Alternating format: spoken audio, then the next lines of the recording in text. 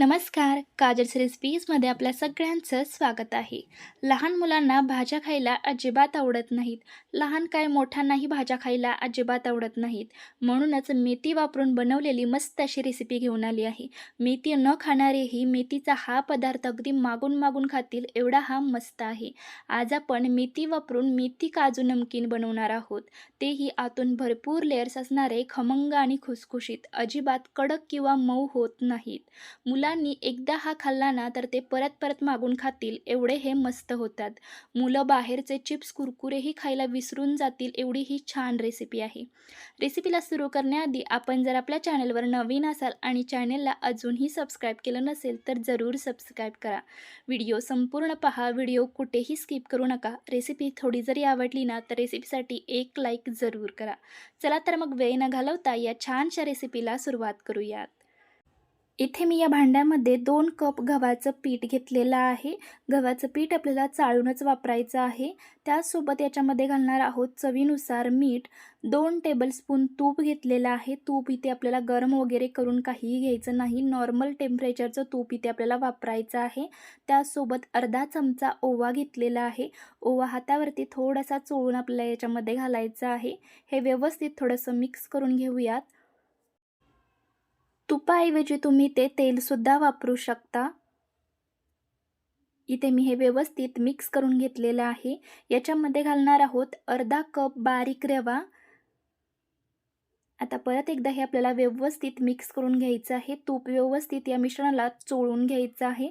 पिठाला आणि रव्याला व्यवस्थित तूप लागलं गेलं पाहिजे. इथे आपल्याला बारीक रवाच वापरायचा आहे. मोठा रवा असेल तर तो मिक्सरला बारीक करून तुम्ही ते वापरू शकता.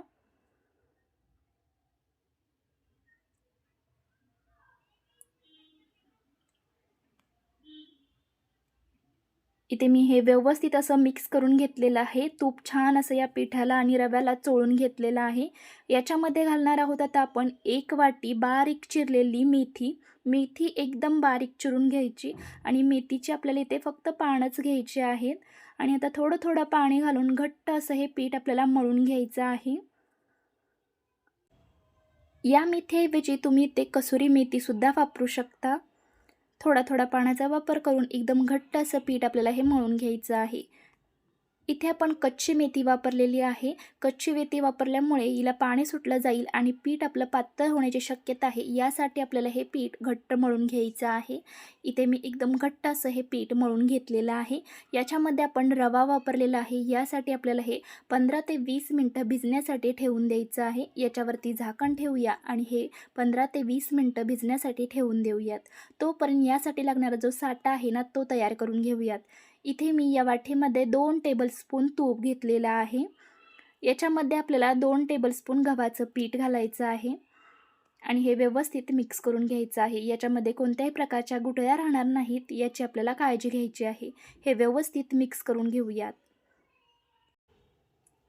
गव्हाच्या पिठाऐवजी इथे तुम्ही तांदळाचं पीठसुद्धा वापरू शकता किंवा कॉर्नफ्लॉवरसुद्धा वापरू शकता, पण इथे मी गव्हाचं पीठच वापरलेलं आहे. इथे मी हे व्यवस्थित मिक्स करून घेतलेलं आहे आणि हे अशा पद्धतीचं आपल्याला तयार करून घ्यायचं आहे.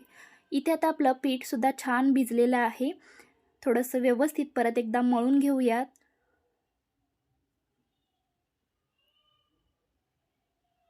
आणि याचे आपल्याला असे छोटे छोटे गोळे करून घ्यायचे आहेत.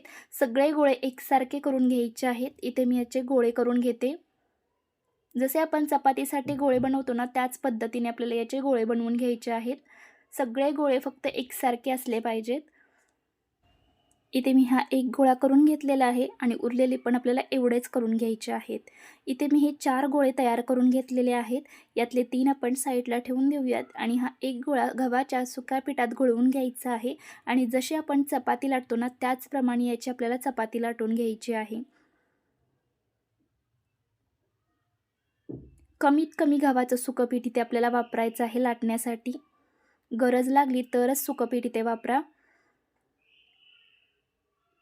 जशी आपण पातळ अशी चपाती लाटतो ना त्याचप्रमाणे आपल्याला ही लाटून घ्यायची आहे. जास्त जाड ठेवायची नाही आणि जास्तही पातळ बनवायची नाही. इथे बघा मी अशा पद्धतीने याची अशी चपाती लाटून घेतलेली आहे. तुम्हाला इथे जाडीसुद्धा दिसत असेल, एवढी अशी जाडी मी याची ठेवलेली आहे. उरलेल्या पण आपल्याला याच पद्धतीने लाटून घ्यायच्या आहेत. इथे मी अजून एक लाटून घेते. एकदा सुकं पीठ आपण लावलं ना, की परत परत आपल्याला सुकं पीठ लावण्याची गरज लागत नाही. याचप्रमाणे आपल्याला 4ही चपात्या तयार करून घ्यायच्या आहेत. इथे बघा ही 4थी चपाती मी लाटून घेतलेली आहे आणि 3 मी आधीच लाटून ठेवलेल्या आहे. तुम्ही ते बघू शकता. अशा ह्या 3 लाटून ठेवलेल्या आहेत आणि ही पोळपाटावर आहे ती 4थी चपाती आहे. याच्यावरती आता आपण जो साठा बनवून ठेवलेला आहे ना, तो इथे मी लावून घेत आहे. इथे मी ब्रशने लावत आहे. तुमच्याकडे जर असा ब्रश नसेल ना, तर चमच्याने लावला किंवा हाताने लावला ना तरीही चालेल. सगळीकडे व्यवस्थित लावून घ्यायचं आहे. एकदम पातळ थर लावायचा आहे. जास्तीही अतिप्रमाणात लावायचं नाही, नाहीतर खालची चपाती आपली चिटकून राहील. खाली थोडंसं सुकं पीठ आधी टाकून घेतलं आणि नंतर वरती चपाती ठेवली ना तरीही चालेल.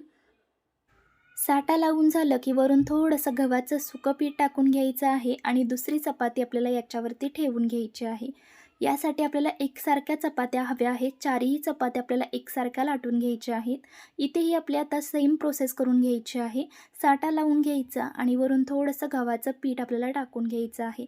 तिन्ही चपात्यांना आपल्याला सेम अशीच प्रोसेस करून घ्यायची आहे आणि 4थी चपाती आपल्याला प्लेन ठेवायची आहे. इथे मी ही सगळी प्रोसेस करून घेतलेली आहे. तिन्ही चपात्यांना साठा लावून घेतलेला आहे आणि 4थी चपाती अशी वरची प्लेन ठेवलेली आहे. आता आपल्याला हे हलकं असं लाटून घ्यायचं आहे. अगदी हलक्या हाताने आपल्याला हे लाटून घ्यायचं आहे. दाब देऊन लाटायचं नाही.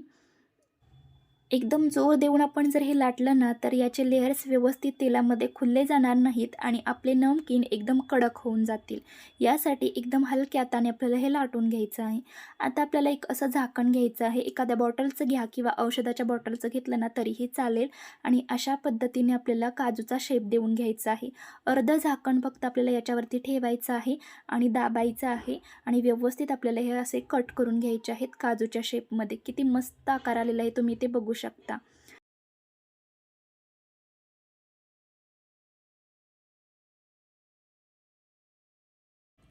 एकदा आपण कट करायला हे घेतले ना, ते सरळ लाईन आपल्याला कट करून घ्यायची आहे. एकदा इकडच्या साईडला कट केलं, एकदा तिकडच्या साईडला कट केलं असं करायचं नाही, नाहीतर व्यवस्थित शेप येणार नाही. एक लाईन पूर्ण अशी कट करत जायचं. तुम्ही ते बघू शकता. मी एकच लाईन अशी पूर्ण करून घेत आहे.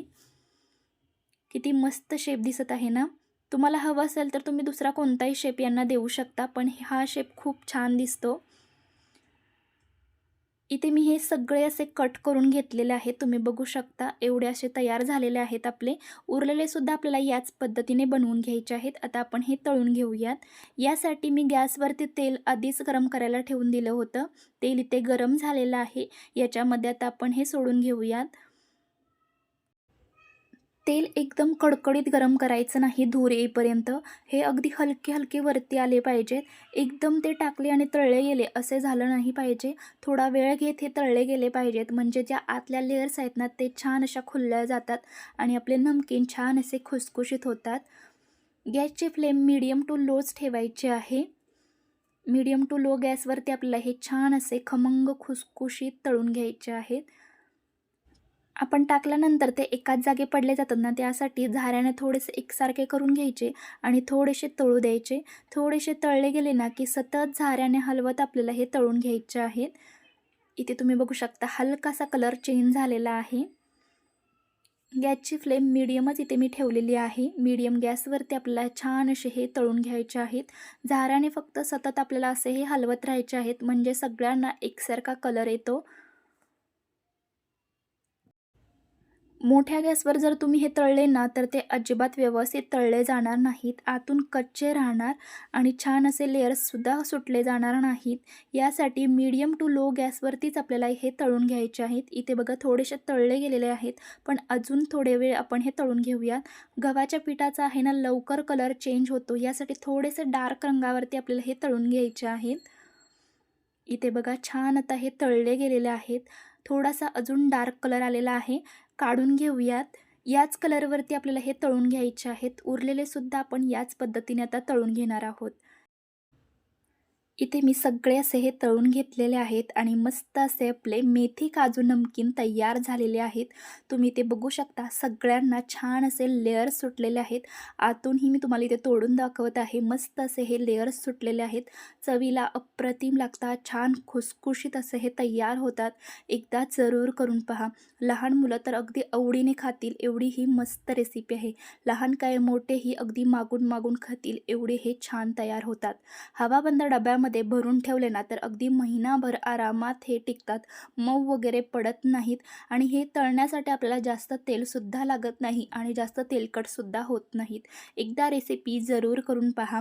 रेसिपी कशी वाटली हे कमेंटद्वारे नक्की कळवा. रेसिपी थोडी जरी आवडली असेल ना तर ही रेसिपी सगळ्यांसोबत जरूर शेअर करा आणि रेसिपीसाठी एक लाईक नक्की करा.